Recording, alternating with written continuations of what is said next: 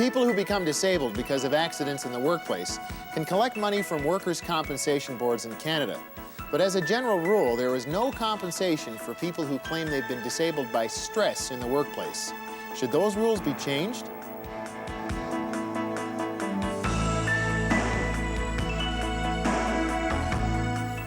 Stress in the workplace is something many of us live with in the fast-paced, competitive 20th century. If it reaches the point of overload and leads to disability, should we expect compensation? We'll hear two opposing views on the issue later on. You're watching DNET, the Disability Network. I'm Joe Coughlin. And I'm Susan Pettit. We also have an update from Regina on personalized computer adaptations in the workplace. And we'll go to California, where the media industry was recognized for advances in its portrayal of people with disabilities.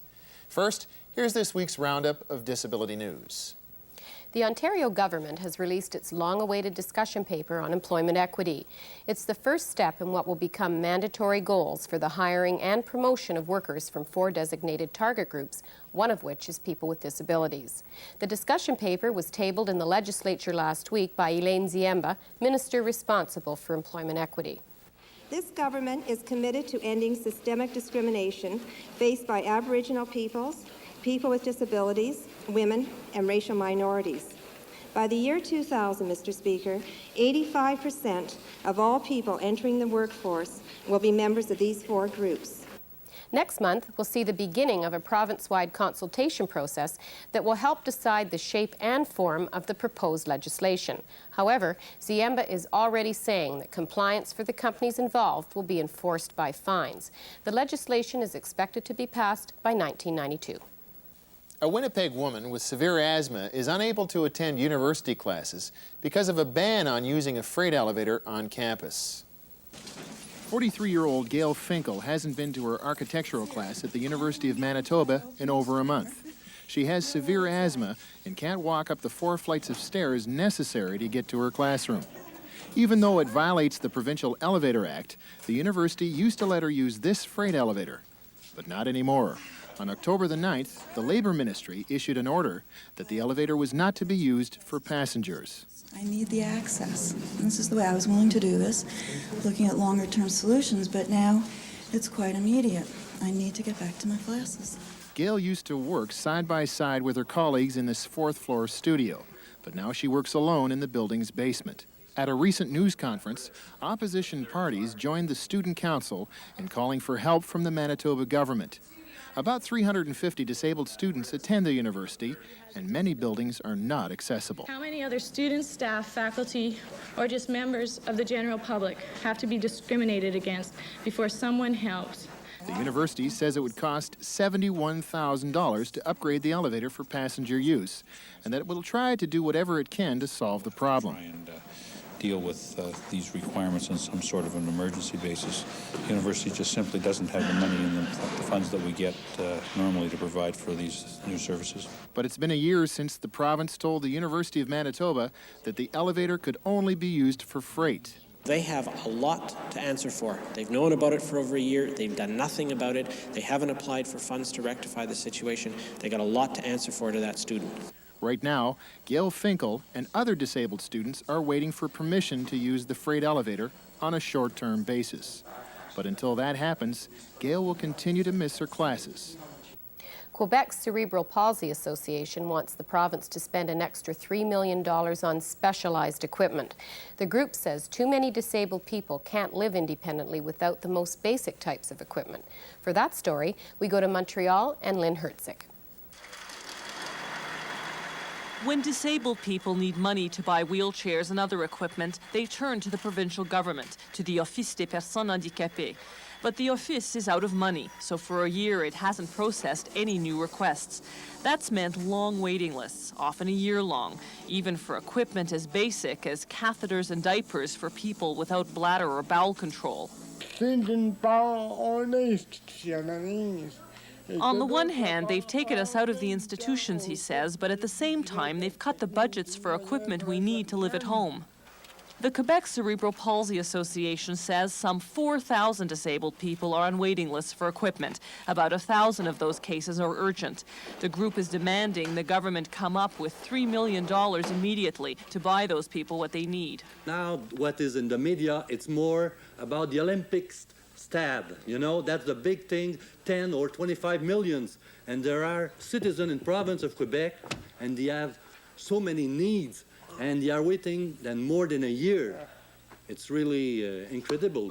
The group says waiting for equipment costs taxpayers a lot of money because parents have to put their children in the hospital for simple procedures that could be done at home if they had the equipment. The health minister says people have to understand that to meet each request, the government has to reach into the taxpayer's pocket, and taxpayers just don't want to pay anymore.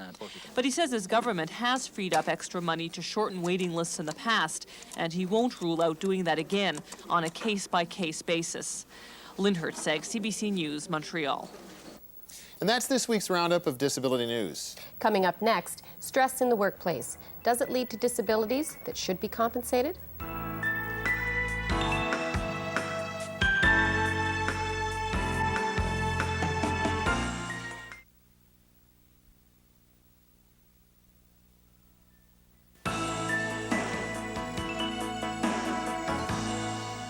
Welcome back. Sue, have you ever experienced stress in the workplace?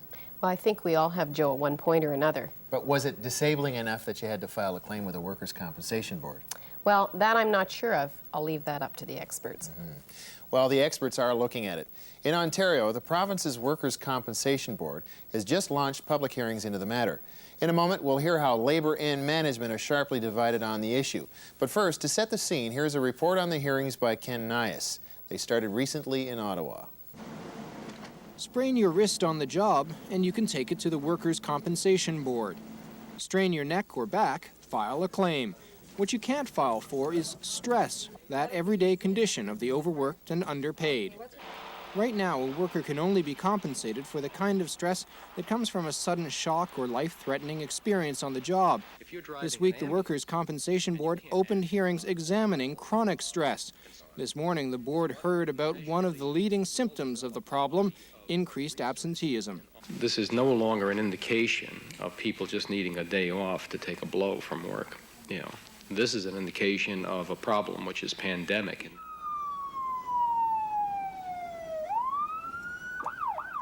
One of the profession's hardest hit by stress-related problems is ambulance workers. Long hours, pressure situations. Joe Baynard has been an ambulance officer for 22 years. It's obvious that some of our members carry an incredible amount of stress inside. Baynard says that stress can lead to tragedy, such as mistakes on the job or premature burnout. He says it's about time stress is treated the same way as other debilitating conditions. The board has recognized in many cases back injuries as a major problem with workers in Ontario. Well, they should be looking at stress, because what we're saying and what I'm saying, you're losing even more money because of stress-related days off. These hearings will continue over the next 4 months in 7 cities, wrapping up in March. The board hopes to have a new policy in place soon after that. Ken Nias, CBC News, Ottawa. As we said earlier, the hearings will be probing into a very contentious issue, with workers and management taking opposing sides. Andrew King is with the United Steelworkers Union of America. He's responsible for health, safety, and environmental issues. Robert Cronish is a lawyer and spokesperson for employers on various issues, including work stress-related disability. They spoke with Shefali Sejani.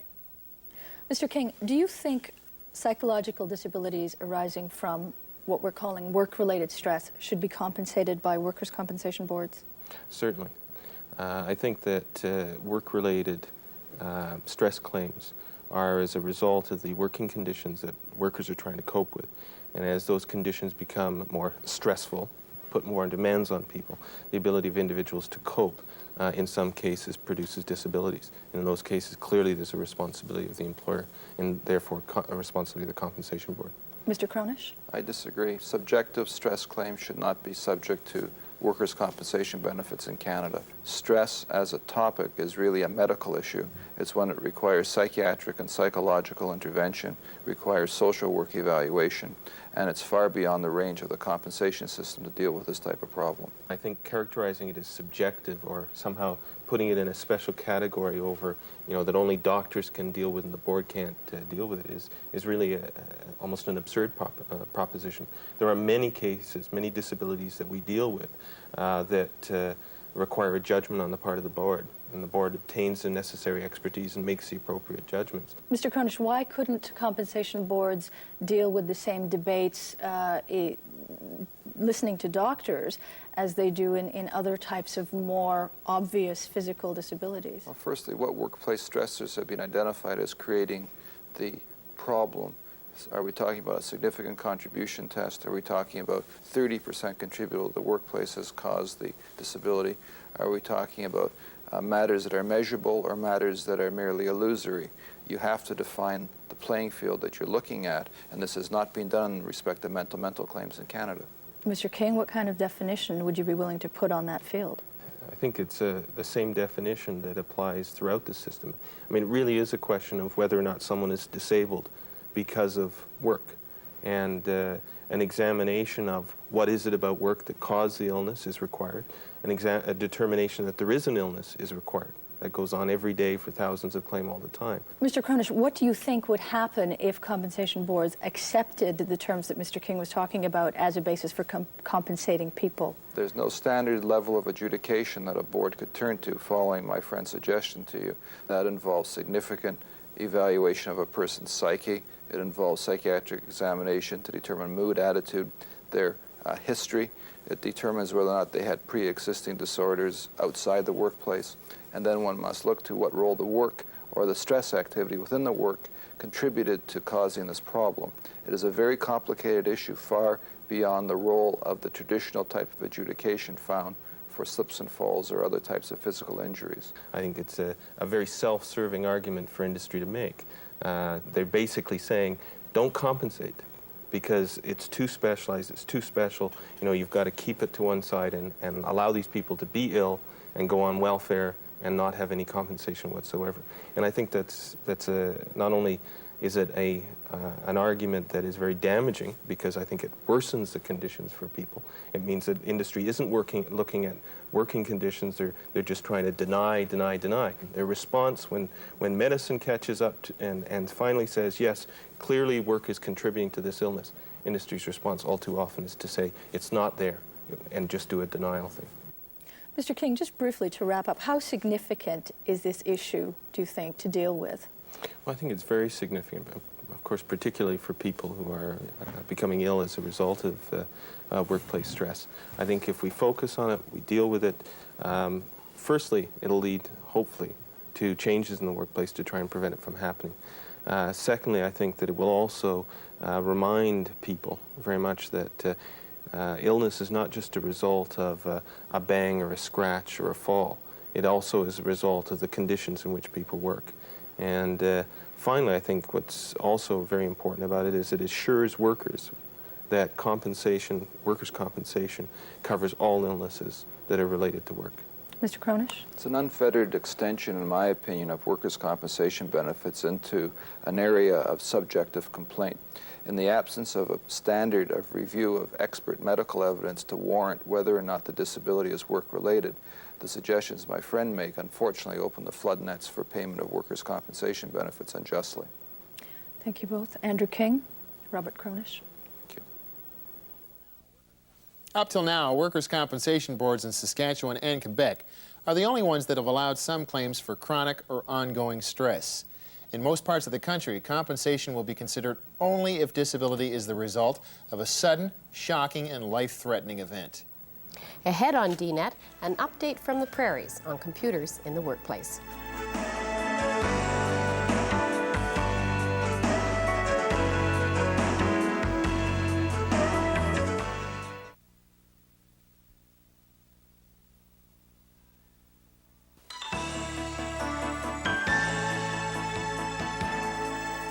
Many people with disabilities look at the computer as a tool that helps them to communicate or break into the job market. It is adaptable and it can be modified to suit many different requirements. The Neil Squire Foundation works with disabled consumers on a one-to-one basis to tap that potential. Mark Gage reports from Regina.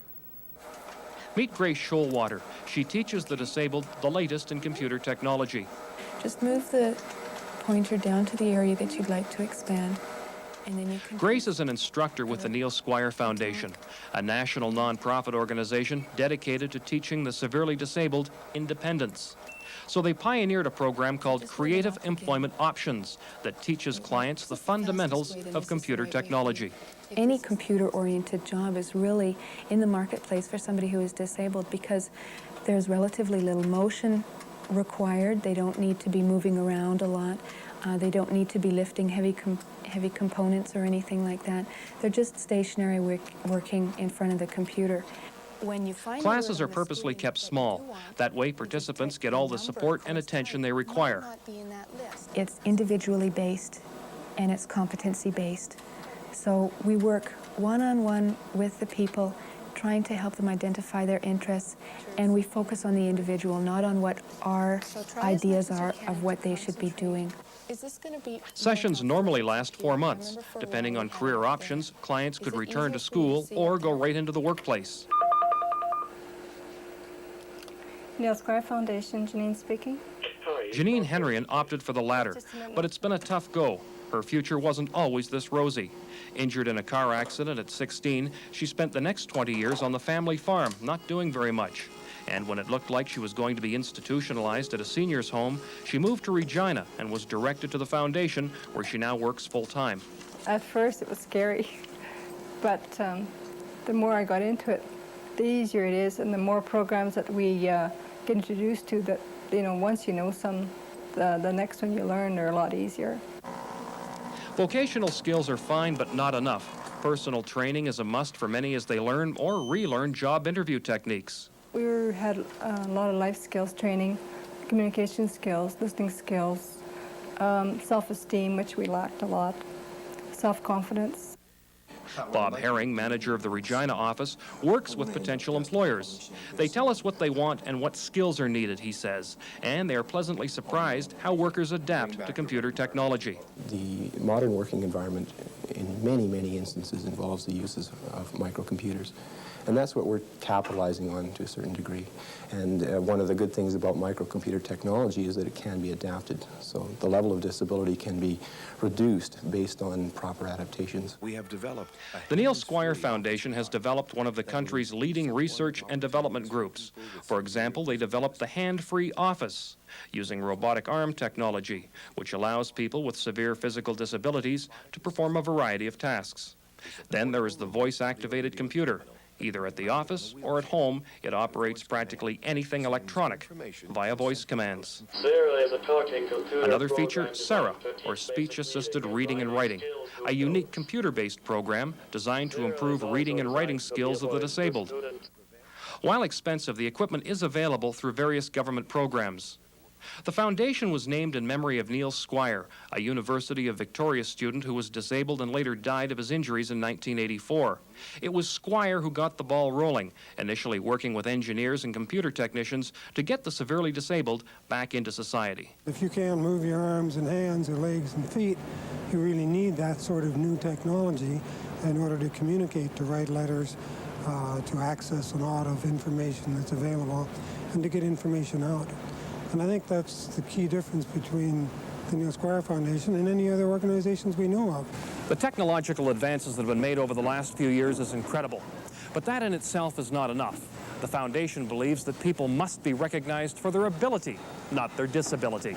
Mark Gage, CBC News, Regina. Next, California, here we come.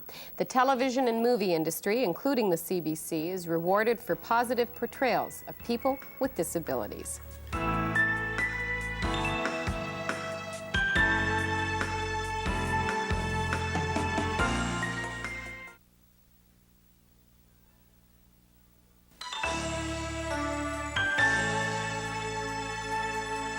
There has been a slow but steady improvement in the way people with disabilities are portrayed in the movies and on television. The Academy Award-winning My Left Foot is one example of Hollywood's newfound sensitivity. Another is Children of a Lesser God, starring deaf actress Marlee Matlin. Matlin played a major role this year at the annual Media Access Awards ceremony in Los Angeles. The office promotes accurate communications about issues of disability and works within the media industry to encourage people with disabilities to take part. We have this report from CNN. Marlee Matlin, who won an Oscar for the movie Children of a Lesser God, presented a Media Access Award to Phyllis Fralick, who won a Tony for the play it was based on. And Matlin also presented an award to the creator of her own TV series, Reasonable Doubts. She sees the series as a breakthrough. Particularly to see someone who happens to be deaf on primetime television. I think it's a big change. I mean, in the same fashion that Chris Burke broke the barrier for individuals with Down syndrome, then myself being hearing impaired, I would hope that it would continue for other individuals, actors, who are going into television or film. Christopher Burke from the TV series Life Goes On was also among the presenters, as were Gerald McRaney and Celia Ward. The top award went to the National Captioning Institute for spurring the technological and political changes necessary that will soon make all new TVs capable of receiving closed captioning. The awards also noted improvements in Hollywood. It's acknowledging the fact that the industry is maturing and maturing nicely, and saying, yeah, you know, there's room for everybody. I happen to walk with a cane. I have two artificial legs. But we never talk about it. We never mention it. It doesn't come into play. It's just, they don't mention the fact somebody wears glasses or wears a toupee. An award winner not mentioned in that CNN report is the Canadian Broadcasting Corporation. The CBC was recognized for its support of Disability Network and, to quote the citation, its outstanding contribution in integrating people with disabilities. This is the award, which was presented at the ceremony by Chris Burke. Congratulations, CBC, but before you rest on your laurels, we'd like you to see what happened when DNET editorial assistant Brad Sherritt went to pick up tapes at CBC's main building in Toronto. CBC's gone to a lot of trouble putting in a really nice ramp. It's angled quite well, and they've even put in these handrails. Anybody that walks on crutches, it would make it quite easy for them to get in.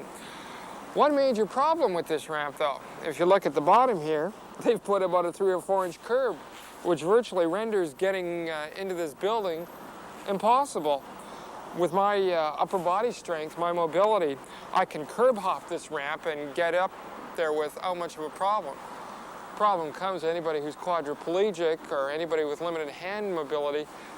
It would be virtually impossible to curb hop this ramp or even somehow using the handrails here. And I think it's, once again, it's a case of bad planning, or probably no planning at all. Anyways, I gotta go get some tapes now. If you've had a similar experience getting into buildings in your community, send us videos or photographs. We'll be giving out DNET sweatshirts or caps for the best entry of the week. And we look forward to your letters. And speaking of letters, this one's from Gloria Reynolds Crossland of Prince Albert, Saskatchewan, who had this to say about disabled parking spots. I myself am disabled and have noticed a lot in the last 8 years that I never noticed before. As far as I'm concerned, disabled people should be given a book of parking tickets to be given out to people without the disability sticker who are parked in disabled spots. On the tickets, it should say, cost $100, make check payable to the disabled person's name. Believe me, they wouldn't park there again. We'd like to hear about your experiences. Write to us, please. We'll give you our address in a moment. Last week, we had technical problems with captioning on one of the items that was filmed in Sweden. If that created an information gap for you, let us know and we'll send you a transcript of the show. This week, we're starting a new way for you to network with DNET. You can phone in to the DNET opinion line. This week, we'd like to know what you think about employment equity. Should there be mandatory quotas for hiring people with disabilities? Should there be targets, timetables, stiff penalties for companies that don't comply? Is it reverse discrimination? Give us a call. And that's our show. I'm Susan Pettit. And I'm Joe Coughlin. Join us again next week. Now, here's our address. The Disability Network, CBC, Box 500, Station A, Toronto, M5W1E6. Our fax number is 416-975-2525. 5636. And to reach the DNet opinion line, call 416-921-7933. That's 416-921-7933.